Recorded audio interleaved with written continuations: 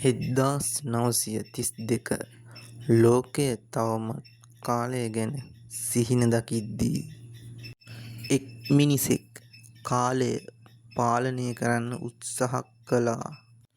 නමුත් ඔහුගේ අවසන් රාත්‍රිය එය වෙනස් කළා. 1932 වසරේ මිනිසුන්ගෙන් ඈත්ව ගැඹුරු කැලෑවක් මැද එක් විද්‍යාඥයෙක් රහසින් අසාමාන්‍ය දෙයක් ගොඩනගමින් හිටියා. කාලය හරහා ගමන් කළ හැකි යන්ත්‍රයක්. අවුරුදු ගණනාවක මහන්සියෙන් පසු අද රාත්‍රියේ ඔහු ඒක අවසන් කළා. විද්‍යාඥයා ගෙදරින් එළියට ආපු වෙලාවේ ඔහුගේ කකුල විෂ සහිත සර්පයෙකු විසින් හපා කෑවා. ඔහුව බිමට ඇද වැටුණා.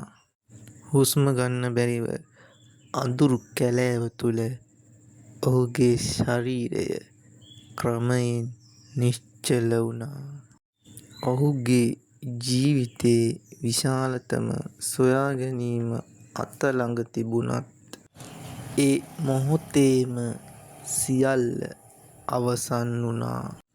නිහඬ රාත්‍රියක් පමණයි ඉතිරි වුණේ. 2000 වසර අවුරුදු 68කට පෙර අතුරුදහන් වූ ඒ රහස තවමත් කැලෑව තුළ සැඟවී තිබුණා. ඒ අතරේ කිසිවක් නොදැන තරුණයෙක් සාමාන්‍ය දවසක් ආරම්භ කළා. දෙන්නම දවස් කිහිපයකින් නිදහසේ කැලෑවට ගිහින් කැම්පින් කරන්න හිතන් හිටියේ. නමුත් ඔවුන් යන්න හදපු ඒ ගමන සාමාන්‍ය ගමනක් වෙන්නේ නැහැ කියලා කවුරුත් දැනගෙන හිටියේ නැහැ. උදෑසන හිරු එළියත් එක්ක තරුණයින් දෙදෙනා තමන්ගේ ගමන ආරම්භ කළා. කැම්පින් කරන්න හිතාගෙන ඔවුන්ගේ මෝටර් බයිසිකලය කැලෑව දෙසට සෙමින් ගමන් කළා. ඔවුන්ට එය සාමාන්‍ය විනෝද ගමනක් ලෙස පෙනුනත් ඉදිරියේ ඔවුන් බලා සිටියේ අවුරුදු 68ක් පුරා සැඟවුණු අභිරහසක්. කැලෑව ඇතුළට තවත් ගැඹුරට යද්දී එකපාරටම ගස් අතරින් පරණ නිවසක් ඔවුන් දැක්කා. අවුරුදු ගණනාවක් අතහැර දමා තිබුණා වගේ. ඒ ගෙදර සම්පූර්ණයෙන්ම වැල් වලින් සහ කාලයේ ලකුණු වලින් වැසී තිබුණා. දෙන්නම බයික් එක නවත්තලා ඒ දිහා නිහඬව බලා සිටියා. නමුත් ඒ පරණ නිවස ඇතුලේ ජීවමාන රහසක් සැඟවී තිබුණා. දෙන්නා සෙමින් නිවසට ලං වුණා. අවුරුදු ගණනාවක් අතහැර දමා තිබූ ඒ පරණ ගෙදර තවමත් අමුතු නිහඬ බවකින් පිරී තිබුණා.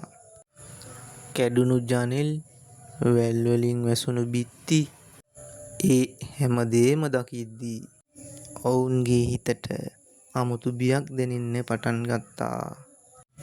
නමුත් ඇතුලේ මොනවා තියෙනවද කියලා දැනගන්න ඇති වුණ උනන්දුව ඒ බියට වඩා වැඩි වුණා. නිවසේ පිටුපසට ගිය ඔවුන් එකපාරටම බියෙන් නතර වුණා. ගස් හා වැල් අතර මඩ හා කොළ වලින් අර්ධයෙන් වැසී ගිය මිනිස් අස්ථි කොටස් එතන තිබුණා. අවුරුදු ගණනාවක් කාලයට යට වෙලා ඇඳුම් කොටස් පවා දිරා පත් වෙලා තිබුණා. ඒ දර්ශනය දැකපු මොහොතේ දෙන්නටම තේරුණා මේ ගෙදර සාමාන්‍ය තැනක් නොවන බව බියක් දැනුණත් ඔවුන්ගේ කුතුහලය නවත්තන්න බැරි වුණා. දෙන්නම සෙමින් පරණ ගෙදර දොර තල්ලු කළා.